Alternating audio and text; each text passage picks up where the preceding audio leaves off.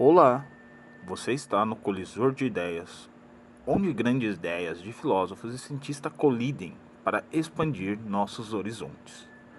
Neste primeiro episódio do canal, vamos explorar dois conceitos filosóficos fascinantes e que desafiam nossa ideia do livre-arbítrio: o eterno retorno de Nietzsche e o determinismo de Laplace.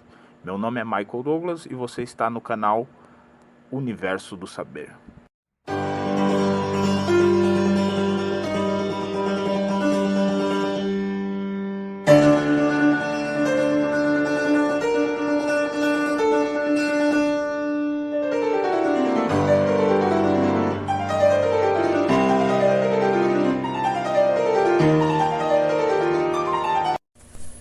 Quando falamos do livre-arbítrio aqui, nos referimos à crença de que somos livres para tomar todas as nossas próprias decisões.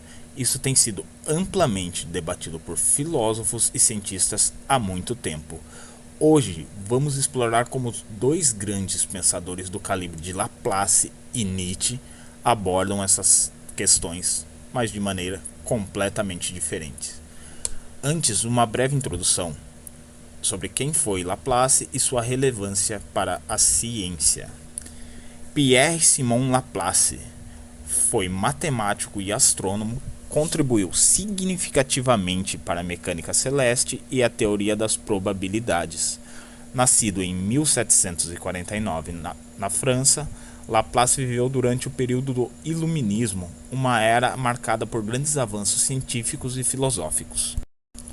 Laplace talvez seja o mais célebre e matemático francês. Sua reputação é tanta que ficou conhecido como Newton francês. E tem seu nome até mesmo gravado na Torre Eiffel. Laplace faleceu em 5 de março de 1827 e encontra-se sepultado no famoso cemitério Père-Lachaise, em Paris. Já o outro grande pensador que estamos abordando aqui é Friedrich Nietzsche. Nascido na antiga Prússia, onde hoje é a Alemanha, Nietzsche foi filósofo, poeta e crítico cultural. Estudou teologia por um breve período, estudou também filologia clássica antes de se declarar à filosofia. Um dos filósofos mais relevantes da história, Nietzsche também é conhecido como o filósofo do martelo.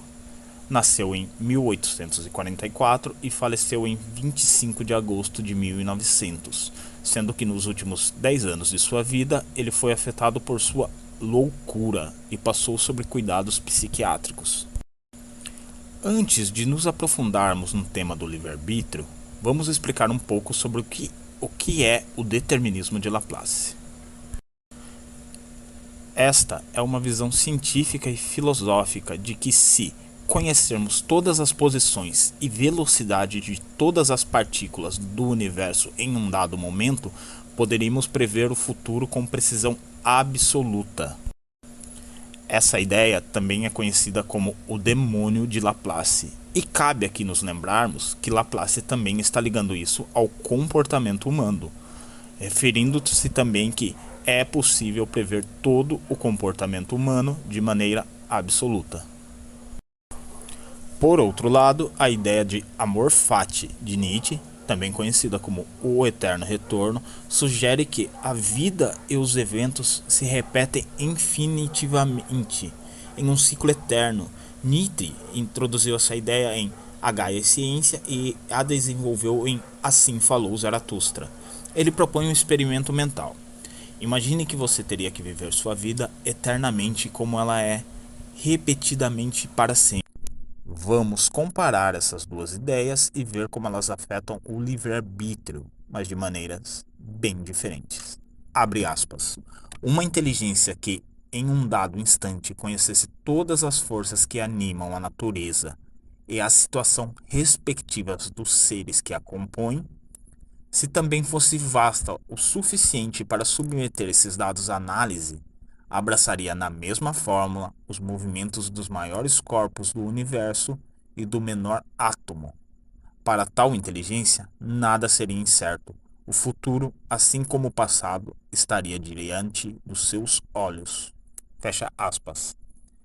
Essa famosa citação do matemático é conhecida como o demônio de Laplace. Se você ouvir essa citação com atenção, você pode perceber que, se a afirmação de Laplace está correta, não temos livre-arbítrio nenhum, uma vez que tudo já está determinado pelas leis físicas. Percebam que essa ideia nos afeta demais sobre responsabilidade e culpa, já que, segundo essa teoria, todas as ações humanas seriam o resultado de uma cadeia de eventos causais que remontam ao início do universo. Se cada escolha que fazemos é, na verdade, uma consequência inevitável das condições iniciais das leis físicas, surge a pergunta: como podemos realmente ser considerados responsáveis por nossas ações? Um exemplo sobre isso, principalmente sobre a culpa e a responsabilidade no determinismo, é o seguinte: imagine que uma pessoa comete um crime. Segundo o determinismo, essa ação não foi exatamente uma escolha livre, mas o resultado de uma sequência de causas: sua genética, o ambiente que cresceu, suas experiências de vida e os estados mentais que emergiram dessas condições. Todas essas variáveis, desde o nascimento, levaria inevitavelmente ao momento do crime. Se cada fator que influenciou essa pessoa foi pré-determinado por leis naturais, seria justo culpá-la? Afinal, se ela não tinha liberdade genuína para escolher outra ação, como podemos atribuir a responsabilidade moral? A noção de responsabilidade moral é diluída, pois teoricamente a pessoa não poderia ter agido de outra forma. A ideia de culpa também se torna questionável. Se o crime foi inevitável, como culpar alguém por algo que estava além do seu controle? Imaginem ainda, como um juiz justo julgaria isso? Mas antes de você fritar sua cabeça com isso, é importante lembrar que o juiz também não teria a escolha livre, já que ele também está sobre as mesmas leis do determinismo. Contudo, na prática, mesmo que o determinismo seja verdadeiro, a sociedade ainda precisa de sistemas de justiça e responsabilidade para manter a ordem. Assim, muitos filósofos sugerem que, mesmo em um universo determinista, precisamos tratar as pessoas como responsáveis por suas ações, para garantir uma estabilidade social. Esse exemplo mostra como o determinismo coloca em xeque nossa concepção de culpa e de responsabilidade, desafiando a ideia de que somos moralmente livres para escolher o que fazemos.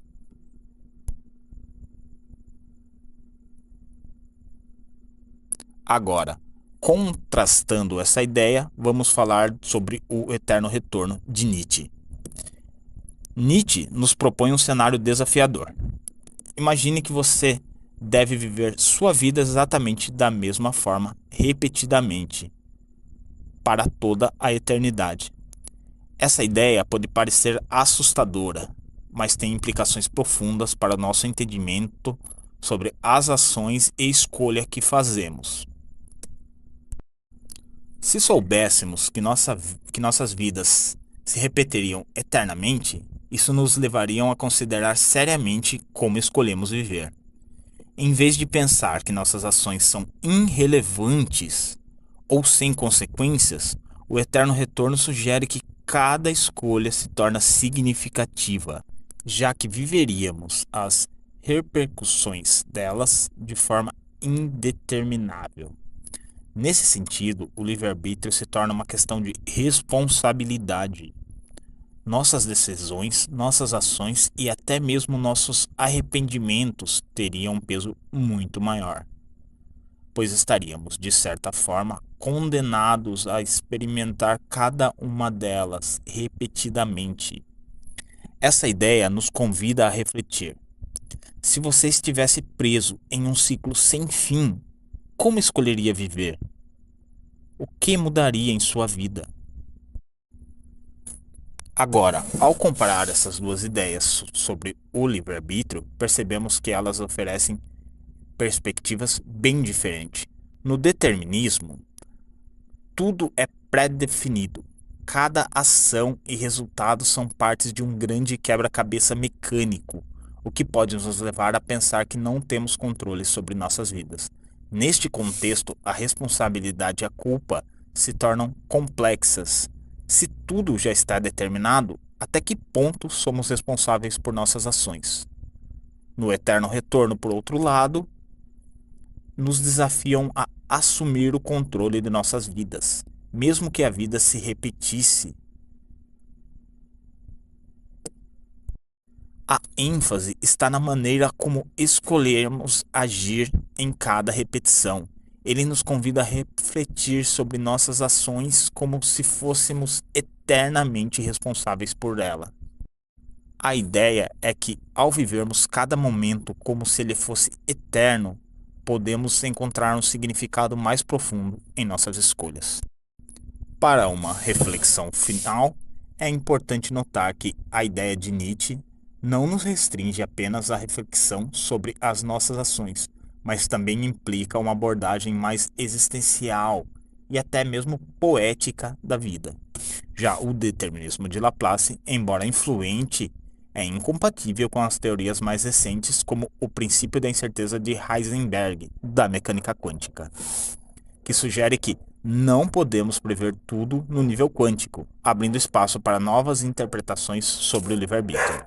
Ao final, convido vocês a refletirem sobre essas ideias.